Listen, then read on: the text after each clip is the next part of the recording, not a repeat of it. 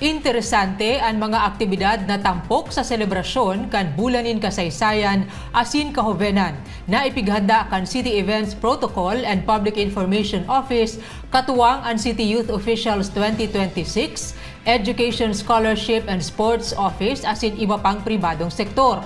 Kabali sa mga antabayan ang historical walk tour, larot saya asin bayanihan run. May report si Joel Sulina. At nagamunyan. Pinapanginutan kan City Events Protocol and Public Information Office kay ang City Youth Officials 2026 ang linyada ng mga aktibidades para sa bulan kang kahuvenan asin kultura, arte asin kasaysayan. Sa naging entrevista ni Mr. Allen Reondanga kang Sepio, makaliis ang ginibo nindang cultural inventory asin community validation na ginibo ang daw na Miyerkules, August 5 sa UNC na inatindiran ka mga stakeholders nakatalaang magkaigwa ng historical walk tour sa piling historical places asin structure sa CBD1 na papartisiparan ka mga estudyante o mga jóvenes na trained bilang tour guide para man iistorya ang kasaysayan kang sarong lugar o tour point na mangyayari sa maabot na August 15 asin August 16 o alas 4 ng hapon kasabay kan Centro Carles. Maski sinda mga estudyante, igwa ng hararom na pagkanood duman sa local history niya to. Lalo nga na po na itong sarot ng eskwelahan, di ba nag-offer na sila ng Bachelor of Science in Arts and Culture.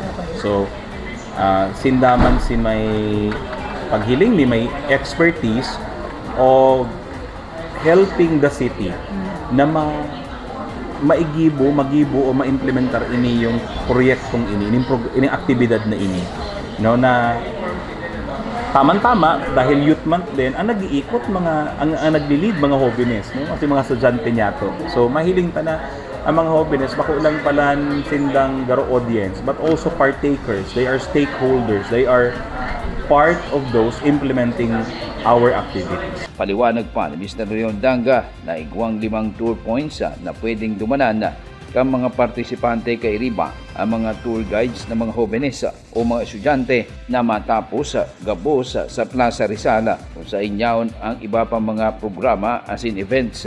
Historical points, no, iikuto ninda iyan. So igwang point A, pero dahil nga ni 5 grupo sinda, iba-iba ang pagpupuunan. Tangaring dai magkurno-kuno sa sarong lugar. So halimbawa iningiyang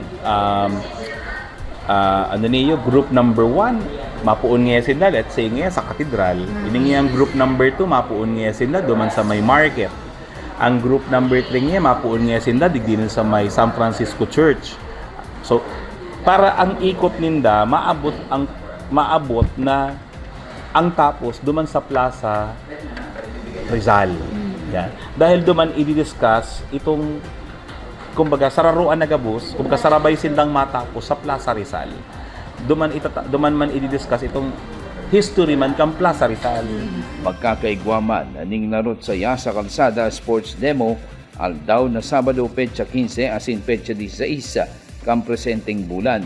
Una alas 5 ng hapon sa porsyon kang Kalabaan kang General Luna Street asin Elias Angel Street na isasarado temporaryamente sa bulos kan trapiko.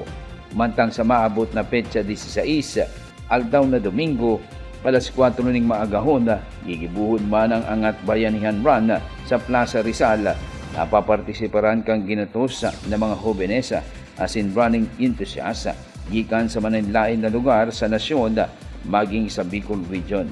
Igibuhon naman po bakit sa Naga itong Angat Bayanihan Run, no, na pigpapadrinuhan po ang Angat Buhay. Ini fundraising ini para sa August 16 po yan, Sunday, no?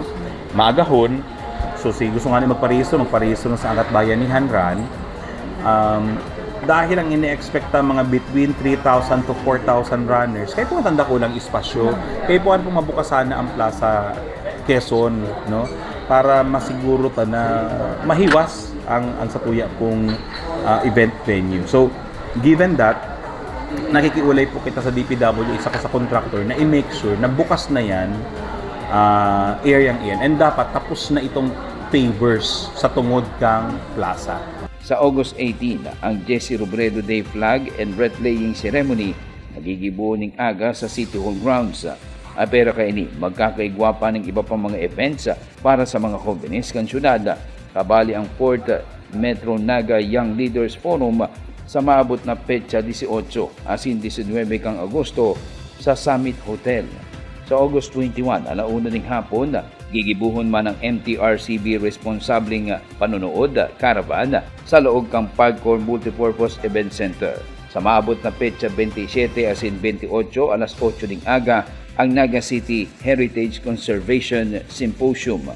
Dangan sa Agosto 29, sundong petsa 30, ang Cultural Education Through Storytelling and Book Creation Workshop nagigibuon sa NCPC Hall.